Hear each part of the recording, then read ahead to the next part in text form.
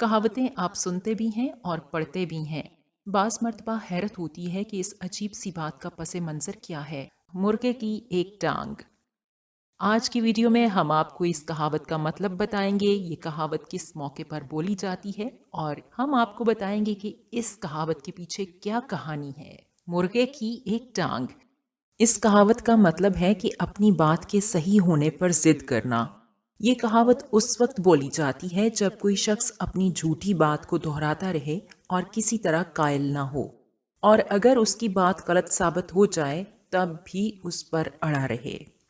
इस कहावत के पीछे कहानी कुछ इस तरह से है कि किसी शख्स ने अपने बावर्ची को मुर्गे का सालन बनाने को कहा। जब बावर्ची ने सालन पका लिया तो मुर्ग की टांग देखकर उसके मुंह में पानी भर आया। उससे रहा न गया और वो मुर्ग की एक टांग हड़प कर गया।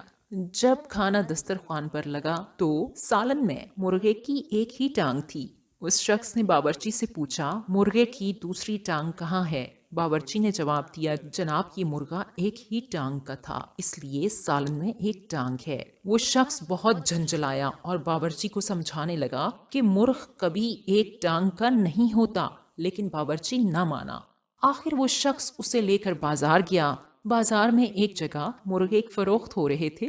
उस शख्स ने बावर्ची से कहा, देखो सब मुर्गे दो टांगों वाले हैं, एक टांग का मुर्ग नहीं होता। इत्तेफाक से उस वक्त एक मुर्ग एक टांग उठाकर खड़ा था।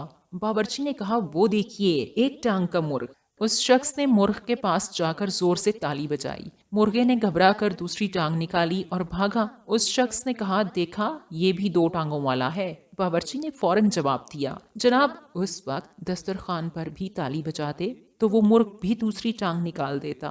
गर्ज बावर्ची अपनी बात पर अड़ा रहा और यही कहता रहा कि उस मुर्ग की एक ही टांग थी। इस तरह ये कहावत मशहूर हो गई।